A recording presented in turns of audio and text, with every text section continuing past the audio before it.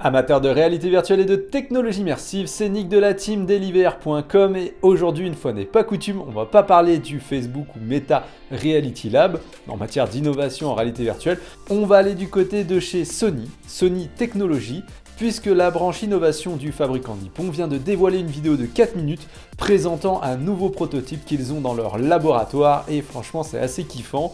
Alors on va arrêter la hype tout de suite, c'est sans doute pas du tout en prévision du PlayStation VR 2 qu'on sait dans les paquets, peut-être même révélé très prochainement. Non, là on est plutôt dans le cadre de prototypes pour la next génération, la génération suivante de casques de réalité virtuelle et ils nous présentent à travers ce prototype une nouvelle dalle assez révolutionnaire. Et en effet l'innovation c'est véritablement la dalle de l'écran puisqu'il s'agit d'une dalle micro-display à un micro-écran de la taille environ d'une pièce de 1-2 euros, quoi, vraiment très petit, et qui propose une définition 4K, le tout sur la technologie OLED, une technologie de diode que l'on apprécie énormément puisqu'elle offre généralement des noirs extrêmement profonds, si ce n'est quasi parfait, et des contrastes et couleurs très éclatants. C'était notamment la technologie qu'on avait particulièrement appréciée dans le premier PlayStation VR. Donc là, comme je le dis, on est sur une dalle 4K, donc dans ce prototype, on a deux dalles 4K, donnant une définition 4K pour chaque œil. Et ça, ça place ce prototype déjà très haut dans la hiérarchie des casques de réalité virtuelle du moment. C'est pas le plus haut, puisqu'on a vu chez le fabricant Vario qui propose des casques extrêmement haut de gamme, j'avais fait une vidéo sur le sujet, des définitions extrêmement élevées en combinant deux écrans. Mais ici on se place dans le haut du panier et surtout comme je disais, on se place sur une dalle d'écran ridiculement petite qui peut permettre d'envisager des casques de réalité virtuelle demain extrêmement fins, voire des choses qui s'apparenteraient, c'est la même technologie qu'on avait aux lunettes de réalité virtuelle présentées par exemple par Panasonic.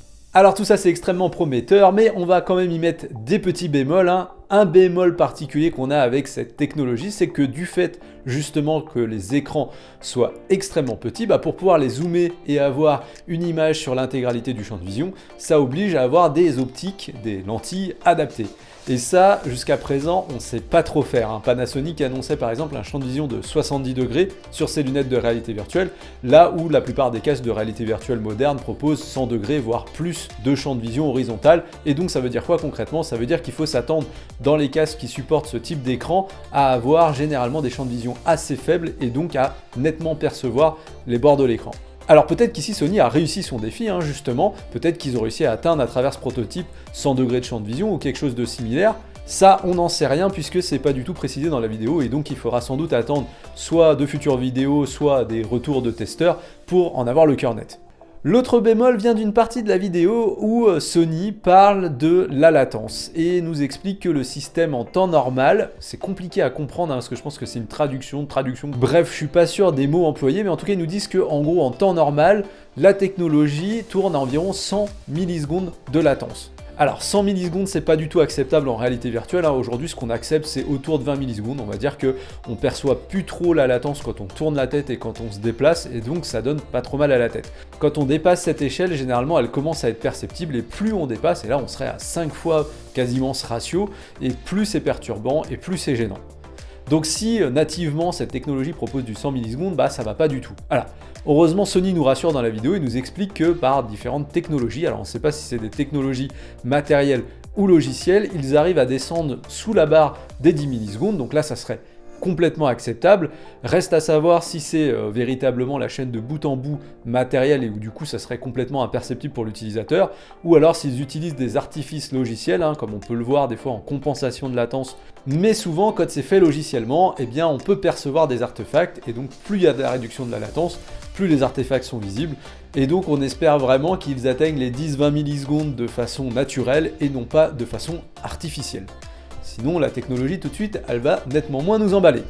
Il n'en demeure pas moins que nous, on est ravis de voir ce genre de présentation de Sony qui nous montre qu'ils investissent encore pleinement dans la technologie de la réalité virtuelle, qui vont sans doute pas s'arrêter au niveau qu'on devra avoir dans le PlayStation VR 2.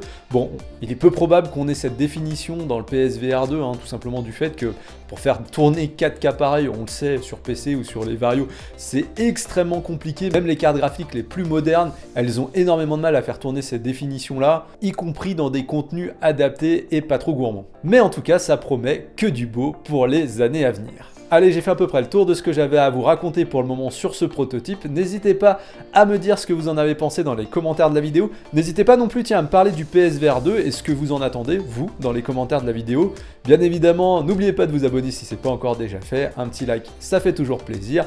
Et moi, je vous dis à très bientôt pour de prochaines aventures en réalité virtuelle. À bientôt les amis.